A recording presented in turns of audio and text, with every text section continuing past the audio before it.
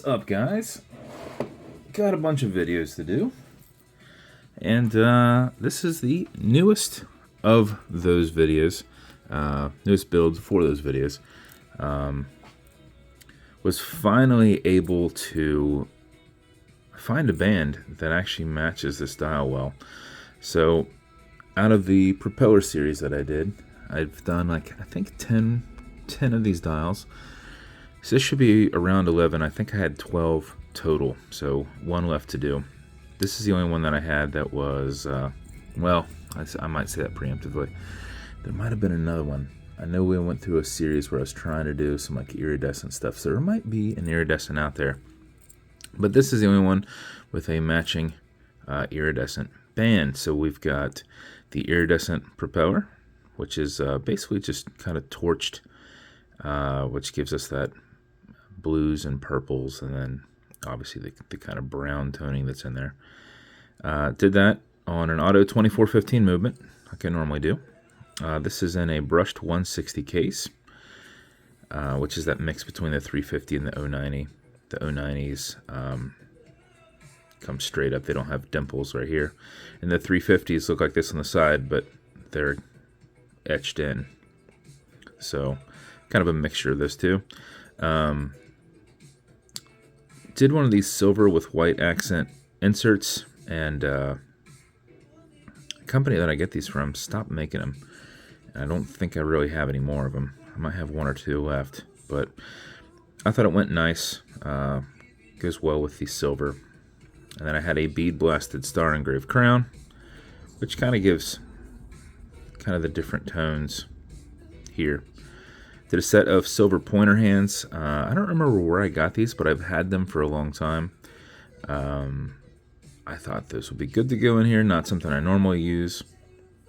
Not something that you're normally going to see. Had an iridescent Atlas bezel. I bought 4 or 5 of these and really only used one of them. Just haven't had the opportunity until now. So you've got a matching Atlas bezel to the dial, to the butterfly clasp.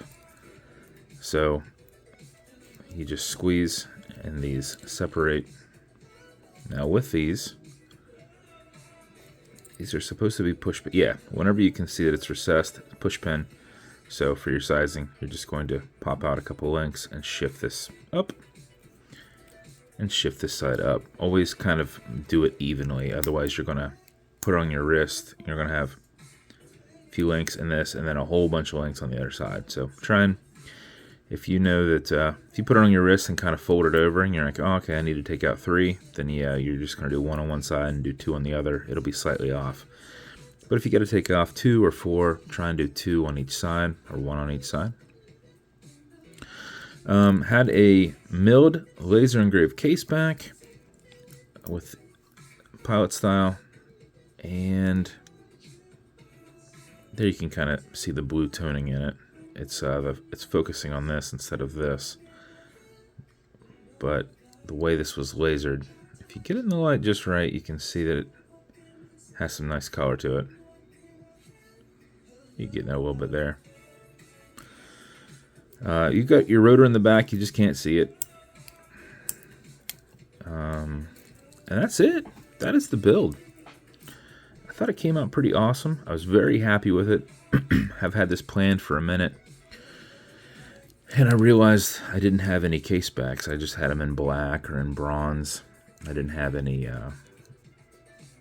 lasered steel ones. Because most of my pilot builds, I will do this. And did quite a few of them. So went through them a little quick.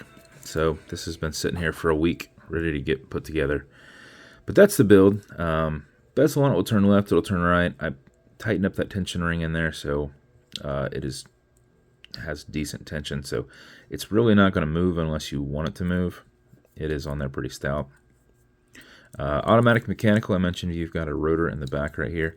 So as you're moving around, it's kind of swinging just a little bit and putting tension on that mainspring.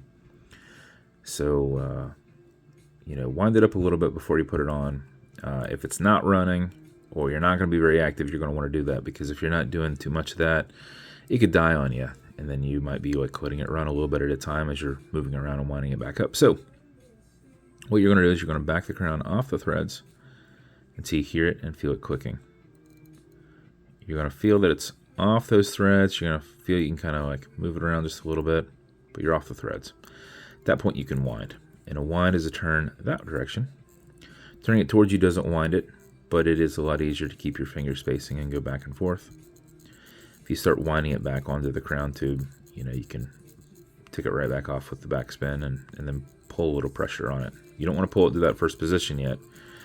You just want to do this for 4 or 5 seconds before you put it on. If you do it for another 5 seconds, you're going to max out your 31-hour power reserve on it.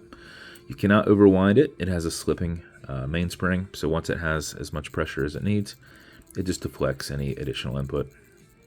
When you're happy with your winding, you're going to pull it to the one and only click. You can now set your time. It does not have a hacking movement, so it's going to keep going. You'll also notice it's got a wobble crown. This deflects lateral pressure from going into the stem and into the movement, messing with your keyless works. Okay, Google, what time is it? 10:46 a.m. I was like, wait, I think I'm close to the time right now. I don't know what the time is. 10:46. When you're good, you're going to push it over. Get it out of that time setting. And then wind it down. And that is the build. As with every build, you're going to get matching beads. The wife was able to find some nice iridescent, and since it appears predominantly purple, grab some purples and then our silver to go with the case. This is going to come in. I don't have any iridescent boxes, but I do have some propeller boxes. I have 2 left, so here's one, and I have one for the other one. As with every build, you're going to get watch cleaner. You're going to get foamer. This is a glass watch cleaner, metal cleaner, so it's going to be good for everything here. Non-streaking, non-toxic, and it's a foamer, so a little bit's going to go a long way. You put a little bit on there, it expands. So, and that's going to also come with a microfiber. And then lastly, you're going to get some fine scratch remover. This is Novus 2 from Amazon, just repackaged. Normally it says words on here. I might have to make up some more of these or rewrite that out for my little sample one over here where I do videos. But this is like Polywatch. It's for your acrylic glass. You can scratch it, but if you do, no big deal. Put a tiny bit of this on it and buff it out using your color matching microfiber. If the scratch is up and down, just go left and right, hazing it, and then buffing it out. If it's still there, wait a little bit, let that solidify and revisit it. You're just building back up what you've scratched out. So that's the build. If it's going to you, congrats. I hope you like it. It is a little loud, but I don't get to do too loud too often. But it's good loud. So if it's going to you, congrats.